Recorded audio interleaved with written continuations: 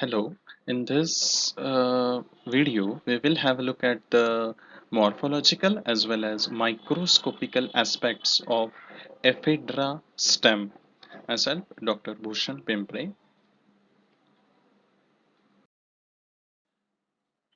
Ephedra are also known as mahuang, or in Hindi or Marathi it is known as som. The biological source of ephedra is it consists of dried stems of Ephedra gerardiana mons belonging to family Gnetaceae or also known as Ephedraceae. The important phytochemicals present in ephedra are uh, ephedrine, norepinephrine, pseudoephedrine, and N-methylephedrine. So now all these kinds of alkaloids are having a very important medicinal uses, such as they are nasal decongestant, they relieve the choked nasal passage, they increase the blood pressure, force of contraction, and heart rate. Now, when do we require these kind of activities is when a person is suffering from low blood pressure. Then ephedra can also be used in the treatment of allergic disorders. Suppose a person is suffering from hypersensitivity reaction due to some uh, bee bite, a bee sting, or say suppose a certain allergenic chemical reaction. In that case, ephedra will help. Then again, it is widely used along with certain anti-asthmatic drugs because it dilates the bronchi, and in case of bronchitis also it reduces the secretions. Now we will see the morphological aspects of ephedra stems. These are ephedra stems, the pieces of ephedra. Color is grayish green, or sometimes you can find off-white or light brown in color. Odor, they don't have any odor. And taste. Taste is very slightly bitter, and mostly it is acrid to it. Then size, it ranges from 2 centimeter to 5 or 6 centimeter in length, and again the width also is around 0.25 to zero point 0.5 centimeter. Shape is cylindrical. Special features, these stems appear very similar to sugarcane, so they have nodes and internodes. Plus, they have longitudinal striations, which are the characteristic feature. And if you break ephedra stem, so suppose if you cut this ephedra stem transversely, you will find after cutting at the center, you can locate a brown colored portion. Now this brown colored portion we usually find in sugarcane, which is affected by certain infection or disease. But in this case, this brown color is because of tannin, and this is present in authentic drug. This does not mean that ephedra has been infected by some microbes. It is the authentic or original drug. If you cut it vertically or longitudinally, you can find the column of these tannin containing cells passing through the center. If you cut the ephedra stem transversely, that means you need to hold it in the horizontal way and cut it with a blade passing exactly perpendicular to the length of the ephedra stem. So this is the right way of taking a transverse section as far as ephedra stem is concerned. So now since the shape of this ephedra stem is cylindrical, so after cutting you will get a ring or a disc-like structure. Now that we call it as a transverse section. So it appears in this way. So this is the disc, round disc obtained after taking a transverse section. This disc, our job here is to study the internal anatomical structure. That means what are the layers present at the periphery and how are the layers arranged one below the other internally. See, the outermost layer is an epidermis. This epidermis is very thin or single layer. We will see it in detail in the further slides. Then next is cortex region. Cortex region, it ranges from just below the epidermis and passes up to this pink color region, that is the pericyclic fiber. So this much region, it covers the cortex. This is called as cortex. Next layer is of pericyclic fiber. So you can see here the comma shape or very small bands of pink color tissue is present, that is called as pericyclic fiber. The next layer below that is vascular bundle. Vascular bundle starts just below the pericyclic fiber. Now in this case, this is the pericyclic fiber and it is passing just below that. So it involves this yellow colored band plus pink colored triangle along with it. So ephedra usually has 10 vascular bundles in its section.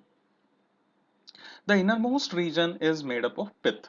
The entire white colored mesh, which allows the light to pass through very easily, is made up of large cells. This is called as pith. The pith, some of the pith cells, they contain tannin in them.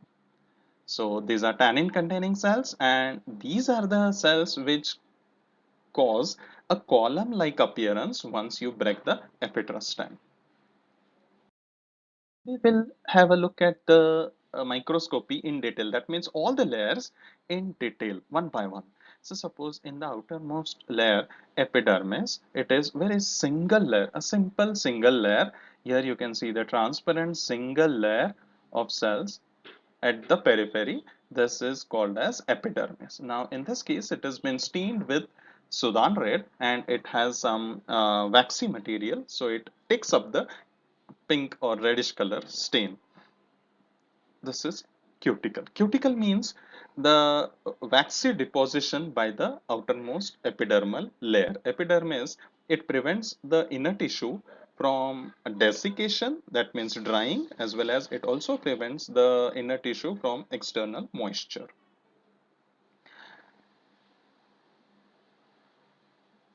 You can see the wavy appearance here. You can feel the wavy appearance of the epidermis. This wavy appearance is because of the crest and troughs produced at the periphery.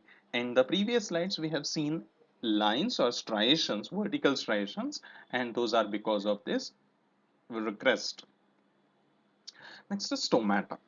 The epidermis is at certain intervals or between the two crests, it is having an opening for exchange of gases, for release of more moisture. If the plant has more amount of moisture, it releases through the stomata.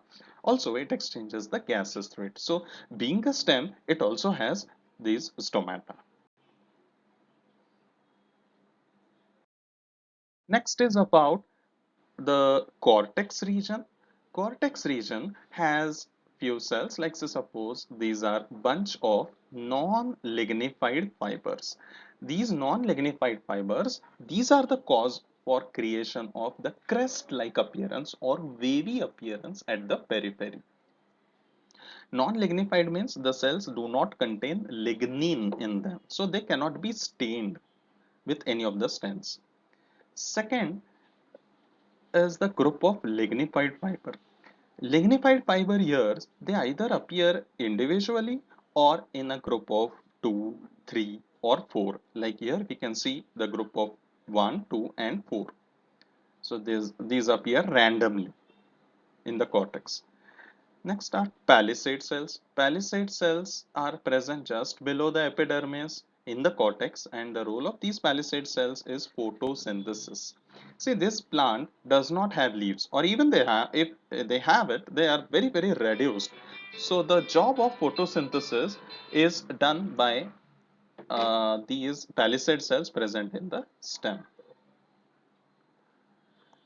Next, about the vascular bundle. Vascular bundle are 10 in number, as we have seen in the earlier slides.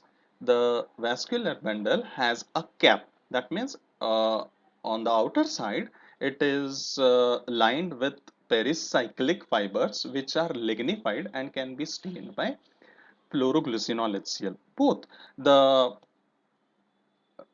lignified fibers in the cortex as well as pericyclic fiber both are lignified, so they can be stained with fluoroglycinol and HCl. Just below that is non-lignified phloem. This does not contain lignin, so this is not stained pink in color. This is phloem, usually conducts the food. Then lignified endarch xylem. Endarch xylem means the xylem is tapering towards the center. When a xylem forms a tapering end or a pointed end towards the center, it is called as endarch xylem. And this is lignified or triangular in nature. And to connect the two vascular bundles, there is presence of cambium. Now, cambium is the tissue that helps the plant to grow in transverse direction. That means lateral direction. I mean to say, if a plant's diameter, the stem's diameter is to be increased, in that case, cambium should divide repeatedly.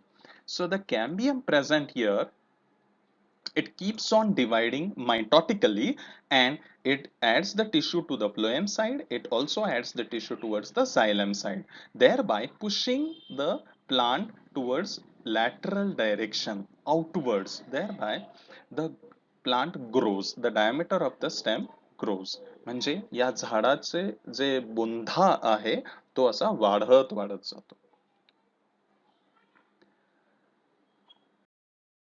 Out the pith, the centermost region. The pith is having very large cells, and usually they are storage tissue, and few of them they also store tannin in them. So tannin is the cause of the central column. Tannin helps the plant. Tannin generally it forms a thick uh, pole-like structure at the center and prevents the plant from getting broken easily by the heavy blows of winds. So this is all about ephedra stems.